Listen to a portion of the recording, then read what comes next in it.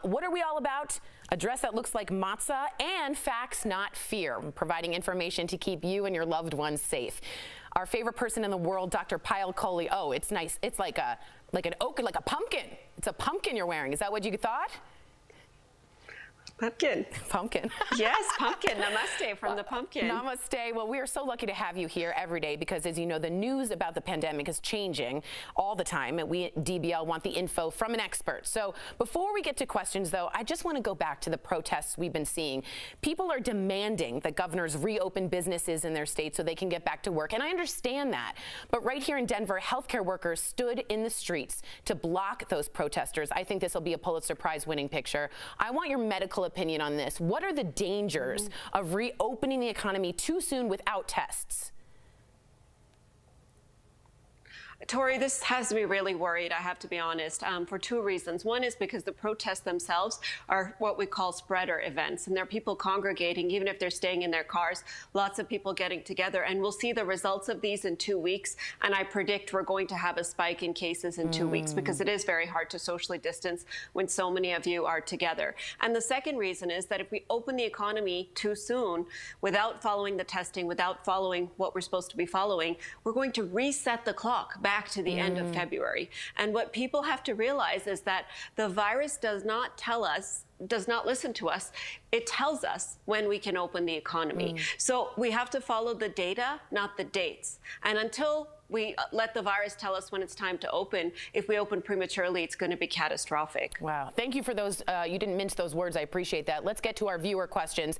Damien, love that name, says, I read that New York is going to start antibody testing. What is that exactly, and should more states do the same? So, Damien, there's two types of tests for coronavirus. The first is a nasal swab that tells you about active infection, so it looks in the present. And the second is a blood test that's an antibody test that tells you about previous infection, so it looks backwards. And this is one of the most important tests that we can do to decide how to open up our country again. And the reason is because once you test positive with the antibody test, we know that you've had the infection. You're no longer a risk to yourself or to others. So those are the people that we could actually release back into the economy and relax from social distancing. But unless everybody's doing this, and unless we're looking for people who may not have had symptoms and still test positive, we're not going to find those people. So it's critically important that all the states get this antibody test. And it has to be a good quality test, because we've heard a lot about these tests out there that are, not very good quality. Right, so access plus accuracy is really important for these tests. Okay. The antibody test, to be honest, is a big measure, you've always said, of where we need to be to even start to think about reopening. Moving on, Julia says, I've been hearing, Doc, about a second wave of the virus. Do we have any idea when that could hit and what it could look like? I know when the Spanish flu had it in 1918, almost 200,000 people died in a month. So I know we're more prepared than that, but what are we looking at?